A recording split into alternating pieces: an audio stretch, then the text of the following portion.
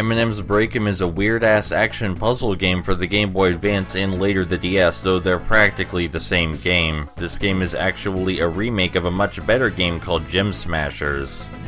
At first glance it may appear to be similar to Arkanoid, but don't let anyone tell you it's anything like Arkanoid. Unlike Arkanoid, you have full control over your horizontal movement, and your vertical movement is decided by what you bump against. The result is a game that feels more like a deceptively difficult single-screen platformer than a puzzle game, and I think that's probably intentional.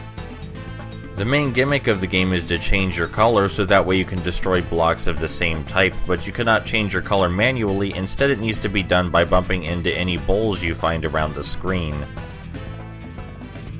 Landing on these bowls and getting to the appropriately colored block to destroy it before changing your color again or dying is the main challenge in the game.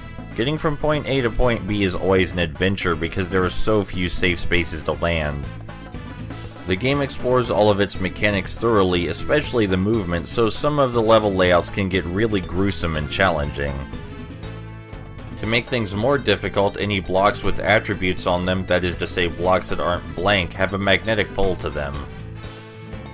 This does mean that you'll have to nudge your way through a bunch of incredibly tight spaces, which not everyone might be a fan of, but that's part of how the game is played.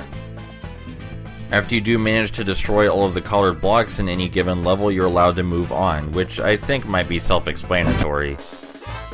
There are a few world-specific gimmicks like teleporters, but these don't carry over between levels because of the game's non-linear stage selection mechanics. This means you won't ever get any truly crazy stages where all the gimmicks are active at once, but it does make the worlds feel more unique as well.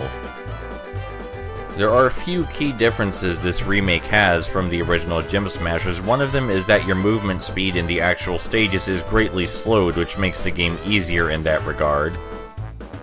The other change is that the bosses have had their bullshittery cranked up to 11 to the point where you often have to cheese them if you want to get through without dying. The hitboxes have massively been tweaked in the boss's favor for this remake, and it's incredibly frustrating how frequently they change the color of their weak spot. In a more sensible game, the weak spot would stay the same color just long enough for you to attack it and then change to something else, but in this game the weak spot fades in and out almost immediately. Hitting any other spot on a boss's body often pushes you beneath them, which is equally frustrating. Sometimes you actually get stuck inside of the boss's sprite, which, why? Any attempt at more realistic physics on the bosses would be greatly appreciated and make them so much less frustrating. The bosses can also spam their attacks constantly. There is no cooldown. They can use their attack as often as they like. I don't understand it. And the fact that you have limited continues makes the game almost impossible to complete for the average consumer, and it's easy to see why there were no full playthroughs on the internet.